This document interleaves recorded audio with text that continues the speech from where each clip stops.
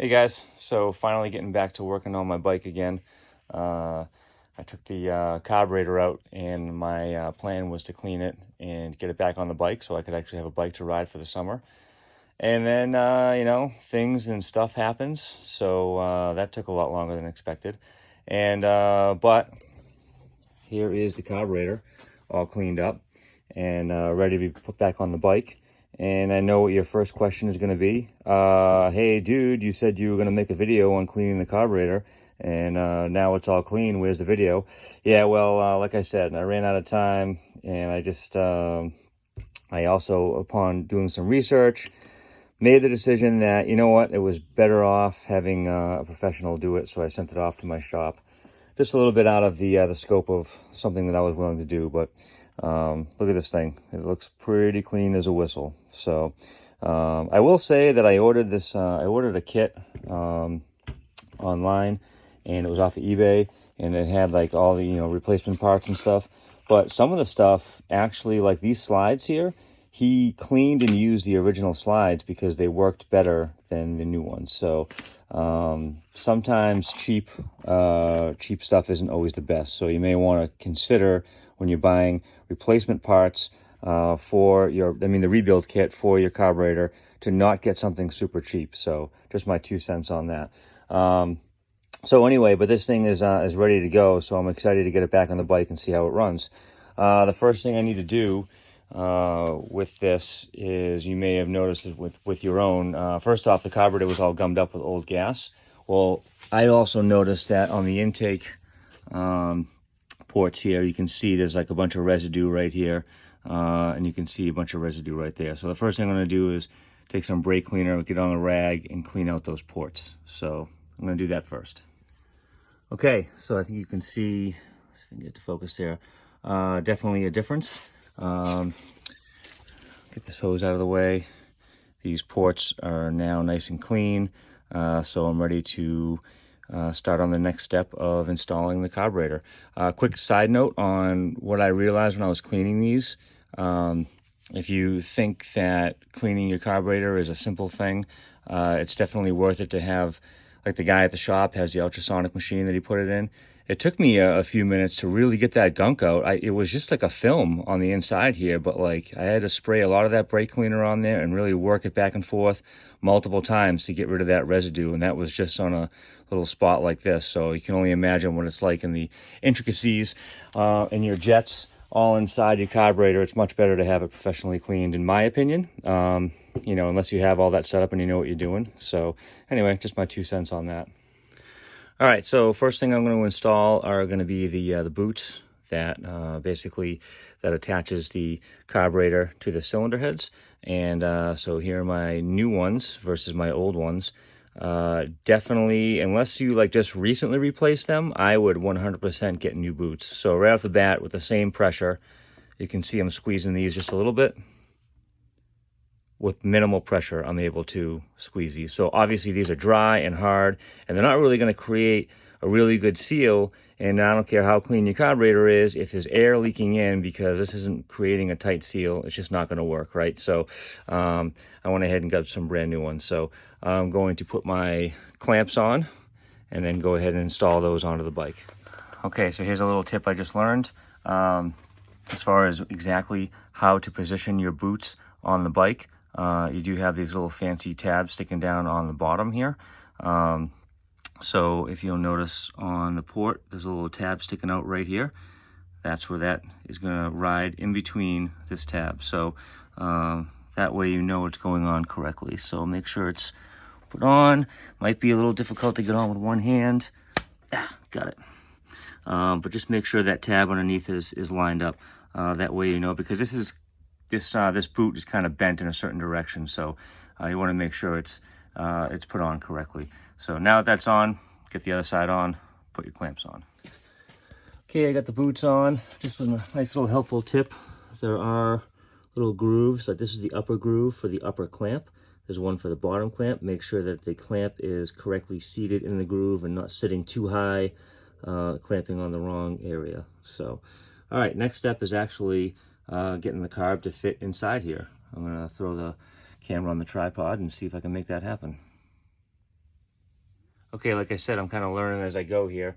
I did install both of the boots prior to putting the carburetor in, because when I took the carburetor out, both of the boots were still on there, so I just assumed I can put both boots on and install the carburetor. Not the case. I just battled for a little bit, trying to get the carburetor in. And so what I ended up doing is I'm on the left side of the bike. If you can't already tell, I took this boot out completely to give me more room to get the carburetor in there. It just wasn't going in, and I wasn't about to force it with the choke cables hanging off and everything else is kind of hanging off the carburetor, and you got, you know, the wiring harness and stuff. I just didn't want to force it. So I did just successfully get it in there. So let's see if I can get it in again. I'm going to basically throw it in with the intake ports facing up. Make sure it's going in the right direction. Your choke is sticking out again off, this is the left side of the bike, as you're sitting on it. So I'm going to go ahead, and it still doesn't go in super easy, but a lot easier with that left boot off.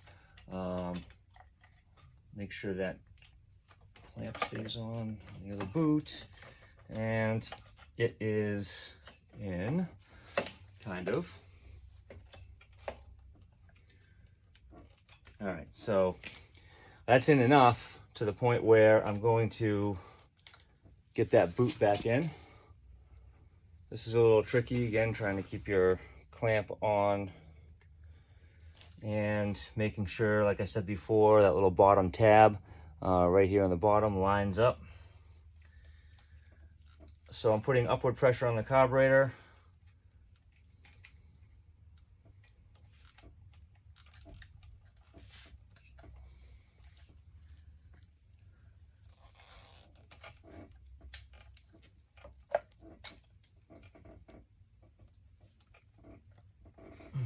Okay.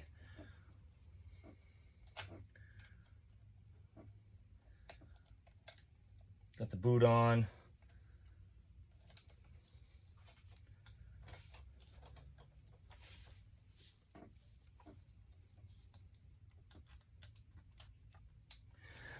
Okay, so it's in.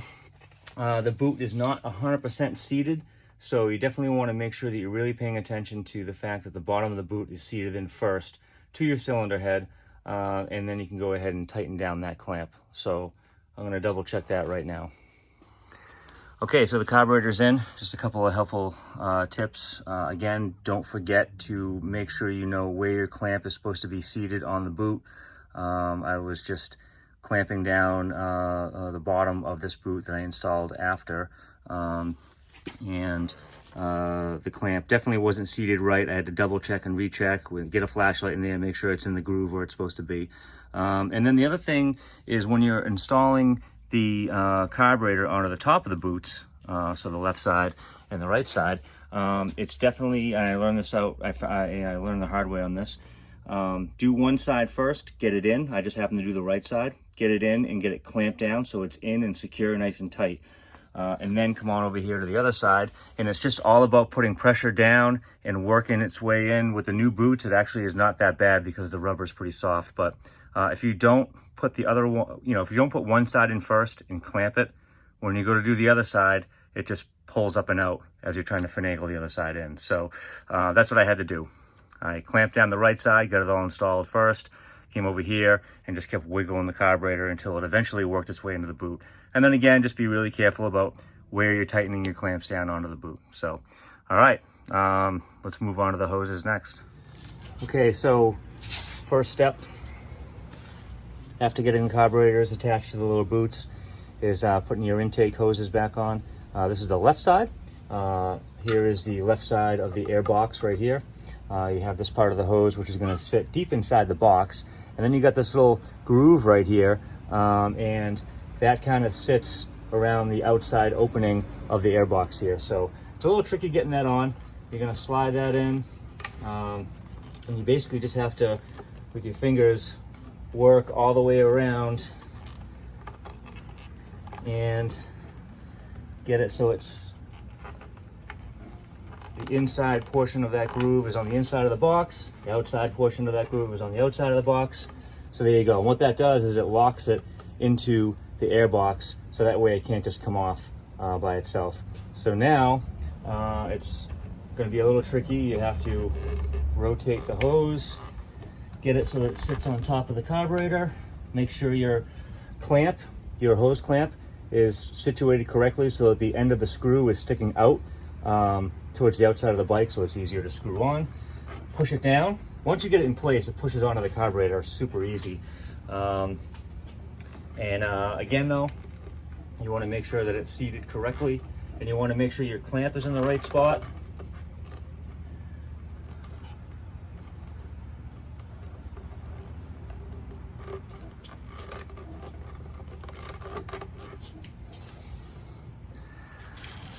Correction, it does not push down that easy.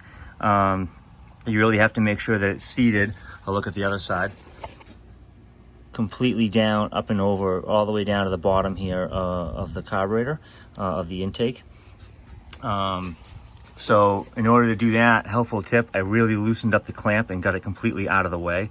And then got in there with both hands, pushed it down, and now it's seated completely. So just make sure it's really seated all the way down, and then you can pull this clamp up and over, seat it into the groove, and tighten it up. Okay, so before I put my right side intake hose on, which is another big hose that goes from here to here, I'm not really 100% sure what this hose is. It's a breather hose of some sort, but I know it's not the fuel line. So I'm going to attach these. They just got these little hose clips at the end. One on the left, one on the right. They go in these little ports right here. Figured it'd be easier to attach them now before I put the intake hose on. All right, those pushed on pretty easily, as you can see, pretty secure. Fuel line is next. You got two of them. I got this one here, which is actually going into the carburetor, and you got this short stubby one right here. This is the one that was connected to the petcock of the gas tank. So we'll do that one. Basically, that's gonna be the last thing we're gonna hook up. So this fuel line, it's got a nifty little bend to it. It curves actually just like this, and you can see it's gonna connect right to that little white T down there. That T is, obviously it's teed off, so it's supplying the two different carburetors. So this is gonna come down, and I'm probably gonna have to do this off camera here. I'm gonna have to finagle this in, get it on, and then you have a little hose clamp spring right here to spring on there. So I'm gonna go ahead and attempt that. Okay, that took a little bit, getting that fuel line on right here. Every time I went to push it, this little white T just wanted to go down. It was a real pain in the neck. What I ended up doing was loosening up and taking apart my fuel line down here so I could pull it forward to give me some more room to pull this part of the line down so I could push it more straight in. Like I said, it took some doing, but I eventually got it on there. So, but yeah, a helpful tip, give yourself a little more room. I've since reconnected it all back up down here. So, okay, next step. Okay, another breather hose right on the outside here. This actually connects to the opposite side of the airbox. So this hose is actually going to go underneath and through to the other side. So this side connects up on the top here. And then if you come around the other side, right here, coming out the bottom of the airbox, which doesn't leave you a whole ton of room between the choke and that hose. So I bet you that's going to take some finagling too. So I'm going to give that a go right now.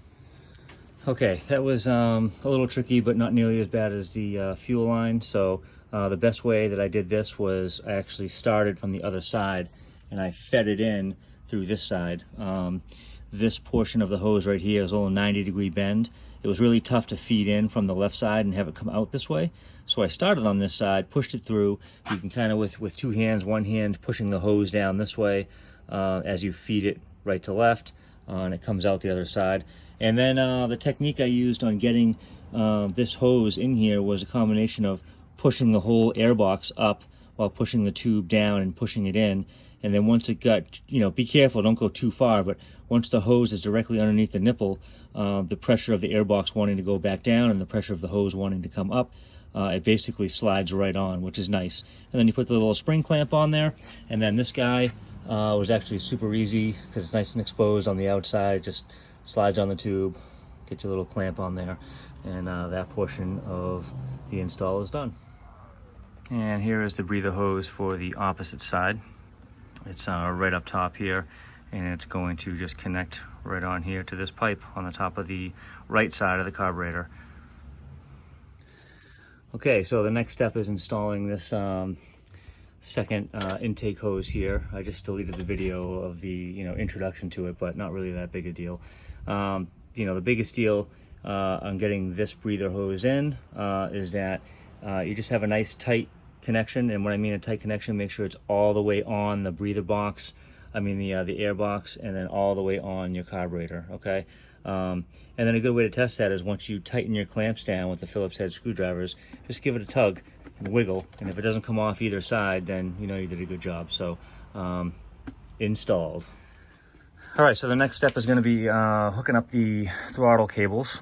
How does your throttle work? Well, right now, because it's spring loaded, it's at idle and it's resting up against the idle adjustment screw right here. So when you punch the throttle, it comes this way. So that means whatever cable is pulling when you're turning the throttle up on the handlebars, you want that one on the bottom, so it's pulling this way, right? So pulling down. So how do you figure that out? Here are your cables right here. And you come up top here to your throttle cable, your throttle handle. Give it some gas, right? When you give it gas, which cable gets pulled? The left cable gets pulled up, right? So you want the left cable, which is this guy here, to be on the bottom hole and the right cable to be on the top hole. All right, so I'm gonna go ahead and set up my tripod so I can show you how to install that. All right, let's start with the top one first. Best way to do this is to kind of feed it down in from the top here. We're going into this little hook right here. Pull your cable out, down under the hook, up inside, just like that. And then there should be, you can pull the cable, should be a ton of slack. You're gonna slide it into the hole there, put your cable in, and then you can just push the slack back up, or you can grab the throttle and move it and pull the slack back up. And then you can just tighten this up by hand for now. So just like that. All right, so for the bottom cable, we're gonna go up onto this little clip right here. So best thing to do for this is to actually install the cable first, slide that in, and then you're going to loop it up and around this little bracket right here, which you can take off if that's in your way. Push it up inside, get it clipped in. That's not too bad. Tighten this up by hand. And then that's a 10mm wrench to get that back up in place. But you can kind of test it right now. There we go, giving it throttle, bringing it back. So that looks like it works pretty well. All right, next thing I'm gonna do, I'm just gonna go back, I'm just gonna tighten these up with, like I said, 10mm wrench. Next step, putting on the air filter. That's this guy here. 2 10mm bolts attached to the bike right here. You have this breather hose right here. That's gonna go in on the back side of the cleaner. There was no hose clamp on that, so I'm just gonna kind of slide it on, and that'll be that. And then there's a hose clamp up top here, which attaches to the air box. So I'm gonna go ahead and put that on. Now that the air filter is on and hooked up, you can do one last check to make sure all the hoses and lines are all hooked up, which I have just done. And now it's time to hook the gas tank up, turn the gas on, and give it a shot and see what happens.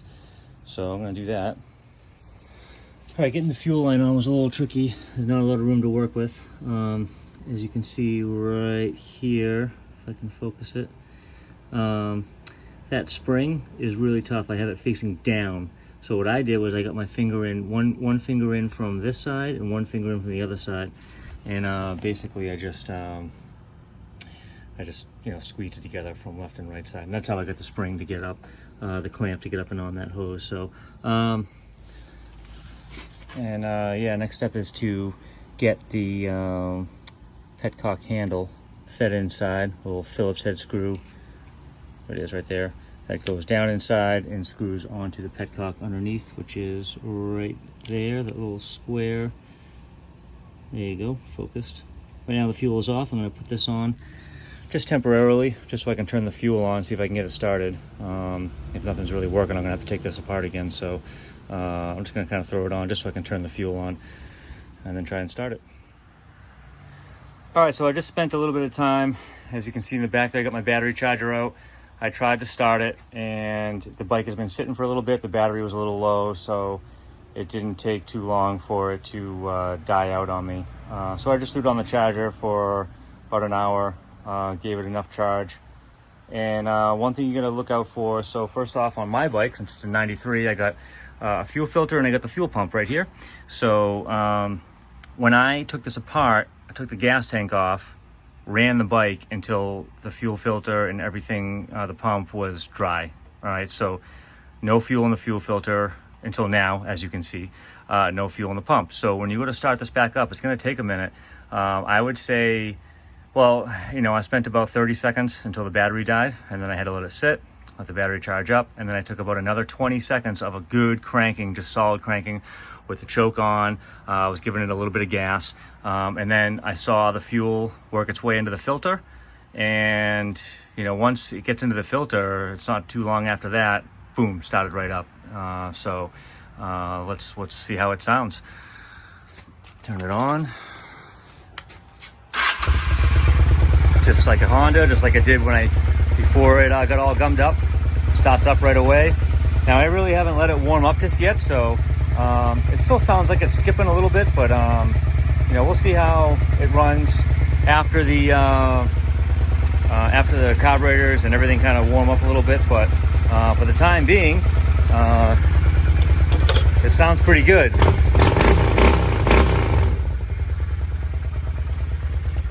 Pretty responsive. So I don't have the gas tank bolted down. I don't have my seat bolted down.